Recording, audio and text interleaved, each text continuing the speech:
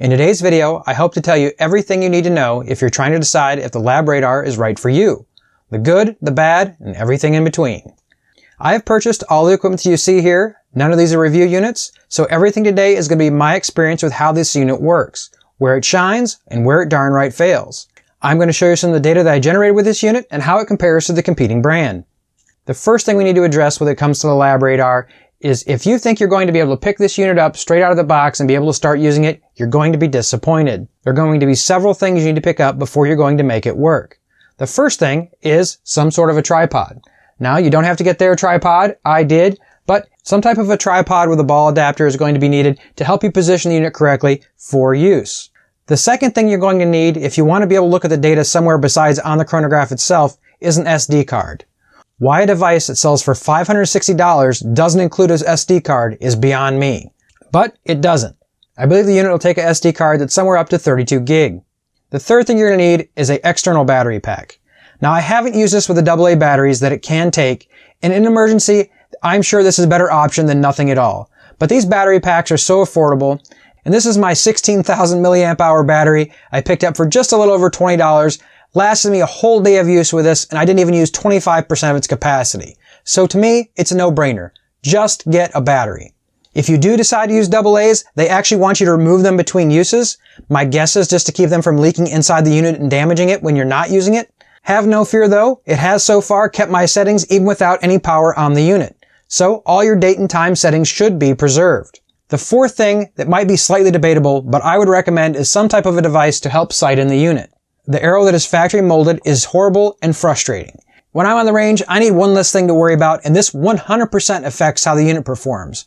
As you can see, I just have a piece of cut straw taped on top, riding in that notch, just because that gives me a better sight alignment, but there are lots of aftermarket options to choose from. But having this little piece of cut straw works far better than nothing. You might want to see how this works and then upgrade from there.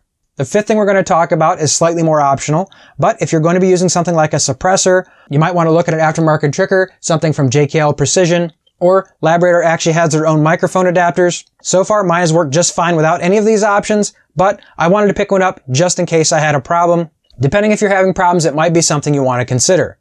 Again, falling in the more optional land, having a case. You're probably going to want some type of case to haul it around in. The one LabRadar sells seems to work just fine for me, but it's bright orange, it's highly visible, so you can determine if that's good or bad for your application. But overall, it's a nice padded case and it seems to hold my unit just fine. Either way, hopefully you can see already that the $560 cost isn't going to get you started. Personally, I'm ordering this for around $730 before tax, but to be fair, you don't need to have all of it, just most of it.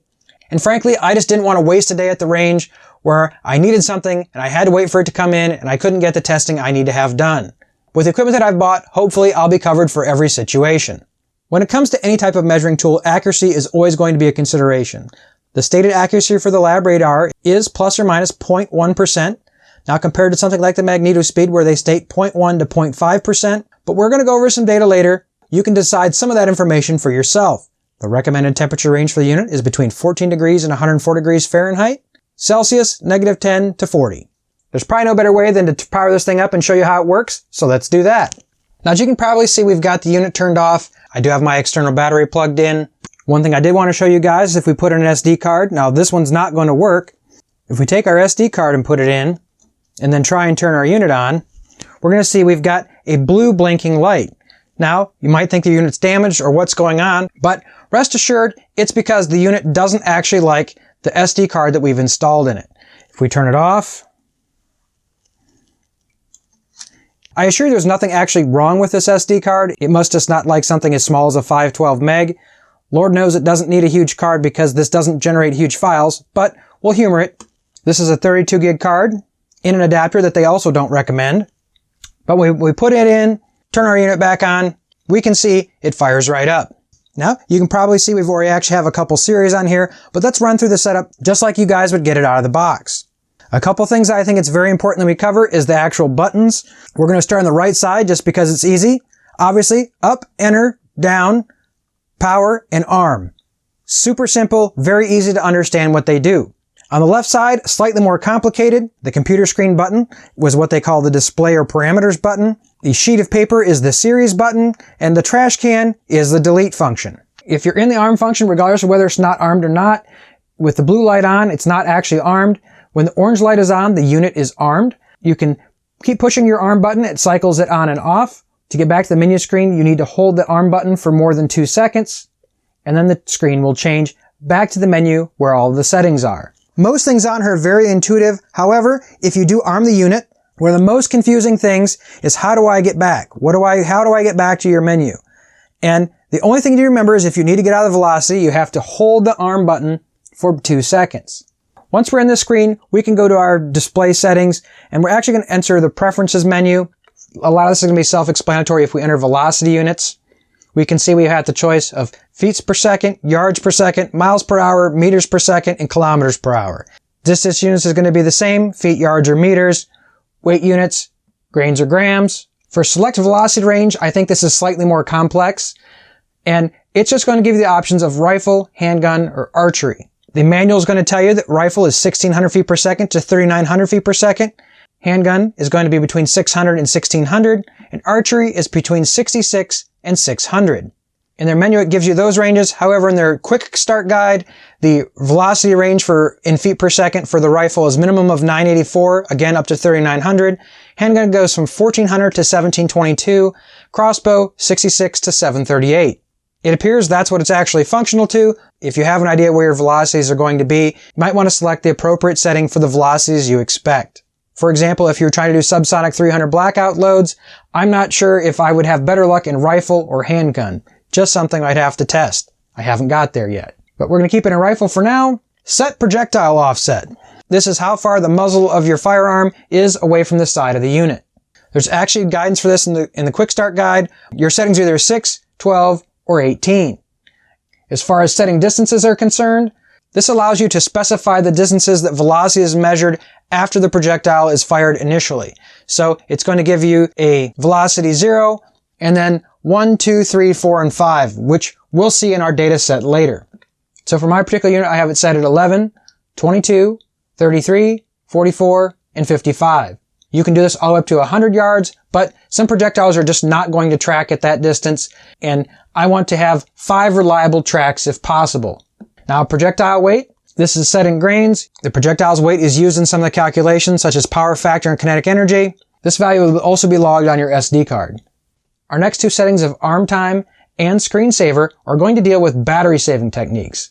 If you have a reasonably large external battery source, I would have these up as high as they would go, which for the arm time is 300 seconds, and for the screensaver is at 600 seconds. This simply has the screen turned on for as long as possible and the radar emitting for as long as possible, so you don't have to keep rearming the unit. If you're running this on AA's, you might want to have this set to the shortest you can possibly stand it. But again, this is all about saving battery, and with those settings at the range, I was able to operate with barely any battery usage whatsoever. Next is trigger source. With 2 options of trigger and Doppler, for use of the Doppler mode, this should only be considered for using large projectiles traveling at slow speeds. LabRadar's direction is not to use this mode for firearms. So trigger is going to be our option. When your trigger source is set on trigger, it's either going to use the internal microphones inside the LabRadar, or it will use the external trigger if you have one plugged into your external trigger port. So we want trigger, the trigger level. If you're going to be the only one on the range, trigger level 1 is going to work just fine. If you are on a busier range and have issues with other people's shots showing up on your screen, you can turn this down some. There are 8 levels available. Most people I've heard that are on busy ranges have turned it down to level 2 or 3 and had no problems. When I was at the range and had someone that was on a bench about 15 feet away, even on level 1, I didn't have any issues. But again, your results may vary. Transmission channel is going to be if there's more than one radar on the range at the same time. You can go into here and select what frequency that you are operating on. LabRadar recommends at least 2 channels of separation between units. Transmission power, if you're in the EU, low is going to be your only option, but standard operation for out on the range. Low power mode may be more useful when you're in an indoor range or when there's objects on the range which can cause signal reflections. The guys in the EU only get low power setting. We're going to be using standard. Date and time should be self-explanatory. Factory reset as well, which we're not going to be doing. And about is simply going to tell you the serial number unit or the firmware versions that you're running. For this particular version, we're running 1.2.4. That's our whole menu. Now we're back to the series. If we want to look at different series, we can see series that we've shot. It's going to give you the data from that series as you review it. So we can see series 5 had 15 shots at extreme spread of 20, standard deviation of 6.2. One of the other ones we had 6 shots with extreme spread of 12 and 4.5. We're going to get into some data a little bit later, but from the front screen going up and down, you can see the series here. If you want, you can enter the series and you can look at individual shots. Simply hitting enter again is going to exit that series, and you can go back and switch series as well. Our series button is simply just going to create a new series. It's going to ask if you want to. For this particular case, we're just going to say no and stick with 7. To me, the biggest confusion you're going to have with this is after you've armed the unit, getting back to that settings section so you can look at the data. Simply just holding the arm button for 2 or 3 seconds is going to get you back into that menu. So if you can get it in your head that holding that arm button for 2 or 3 seconds is going to get you back where you want, that's what alternates between the menu. It doesn't make any sense to me, but that's the way it is. So let's talk a little bit about setting it up and what you can expect for data. I don't want to spend too much time talking about the position, but generally understanding that the microphones for each side of the unit are in the sides, right in the middle of this orange stripe, and the diagrams that come in the Quick Start Guide are going to tell you on your application where you're going to want to place the muzzle of your firearm. After you have your target properly aligned in your sight, you have your muzzle properly aligned to the side with the proper setting for the set projectile offset, either 6, 12, or 18, we should be good to go to actually start using our chronograph. The arm button is again going to take us to our velocity screen, and when we hit it again, we can see that our light has turned to orange. This means that our LabRadar is now emitting radar waves to start tracking a projectile. This is going to stay on for the time settings that we allowed. Remember, I have this set armed for 300 seconds, so it's going to stay on a little while. If we want to turn it off again, we just manually hit it one time. When you're within your last 10 seconds, it actually blinks the orange light to know that it's getting ready to turn off. If you're firing a shot at least once every time during that, it will keep emitting. Essentially, every shot resets that time. After we go to the range, we get our velocity numbers that we want. My favorite way of looking at data is on my computer. Just like we showed before, you can look on the unit and go back and look at your series manually and look at every single shot, or you can turn your unit off and pull out your SD card, pull it up on your computer, and use a program like Excel or Google Sheets to look at that CSV file. I'll put a shot on your screen and you can get a quick idea of what the file is going to look like. It's going to have your device ID, the series number, total number of shots in the series, and all the measurements that it took. Highest, lowest, extreme spread, standard deviation, and all your individual shot information. What's very interesting on here, as we talked about before, is all your velocity numbers. So you can see in this particular screen, you've got a velocity 0, so your muzzle velocity, but it also has a velocity of each projectile at 11, 22, 33, 44, and 55 yards, just like we set it. And this is where the story gets a little bit more interesting. We talked a little bit about accuracy before in the beginning, 0.1%, right? Pretty good. But the manual also has another very interesting statement. Accuracy. The LabRadar is a consumer-level device that was designed for amateur use only. The performance of the unit has been optimized to offer the most accurate results, but it is possible that some readings may not be accurate. Hence, it is the responsibility of the user to determine whether or not the readings are good or not to their satisfaction. Infiniton, who is the company who makes LabRadar, and its subsidiaries will not be responsible for inaccurate readings. In order to achieve the best accuracy possible, the user must use the product and correctly take care of some details. The LabRadar must be aligned correctly with the target. The position of the firearm to the LabRadar must be correct, and the firing range must have no obstacles or obstructions close to or in the line of fire. So you must have a clear line of sight. You need to also make sure that the parameters entered into the LabRadar configuration match your installation. I can certainly see not pointing it completely the wrong direction, but believe me, this is sensitive to alignment. It's not impossible, but that's why I recommend some type of a sighting device. So let's go over some examples of what does our data look like. The first 4 shots here are sighters, just quick and dirty to look at what the velocities are. Velocities on this chart are going to be from the LabRadar, Magnetospeed, and my 2-box chrono. The LabRadar, compared to the Magnetospeed, is recording a higher velocity on 3 out of the 4 shots. It doesn't so much bother me that there's an offset, but it would be nice to know, is that third data point correct, or what happened there? And again, keeping in mind the Magnetospeed could be wrong too. It has a slightly higher claimed inaccuracy, between 0.1 and 0.5%. And to me, this is where those extra data points come into play. You can do a difference in the measurement from round to round, and you can see the average velocity in those 11 yards is dropping either 15, 16, or 17 feet per second. And that's pretty consistent. So if we were concerned about shot 3 being off, it doesn't show up in the data. But let's look real quickly at another data set. This is a 14 shot string, and we can see just the magnetospeed in LabRadar here, that the LabRadar is posting slightly higher velocities. And if you look at the difference here, most of these are 2, 3, at most 4 feet per second. The most interesting detail to me here is on shot 7. Shot 7 posts a difference of 14 feet per second between the two readings. And this is where the extra data comes into play. If you actually look at all 14 of those data points and those 5 different ones, it's kind of a nasty chart to look at. But if you look at shot 7, those first 2 data points are slightly higher than the rest. Keep in mind, if we plot the difference, these are much easier to look at. So let's do that. We can see for this particular projectile, which is different than the other, most of the data points on this chart, for every 11 yards, we're losing an average of 25 feet per second. Most are between 24 and 26. However, we can see with shot 7, the first 2 velocity strings in that show the projectile losing 31 and 30 feet per second, which is out of character for the rest of the data. We can see that those are out of family and losing far more velocity in those first 11 yards than the rest of it, but the next 3 readings all fall in line with that average of losing 25 feet per second every 11 yards. So my feeling is it's highly likely that that is the culprit, and this is how we can sniff out some bad data. And if we can see that those 2 data points on average, one is 5 and one is 6 over the average, if we were to subtract 11 feet per second, because that's what the data seems that we're off, we're going to be falling right down and back in line.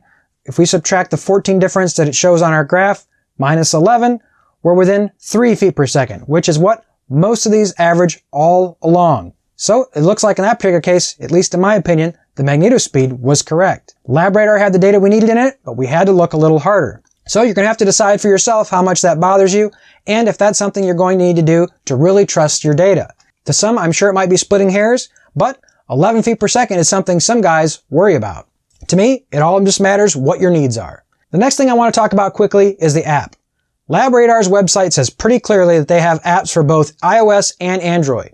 I have a Galaxy S9, and I get the following errors you can see.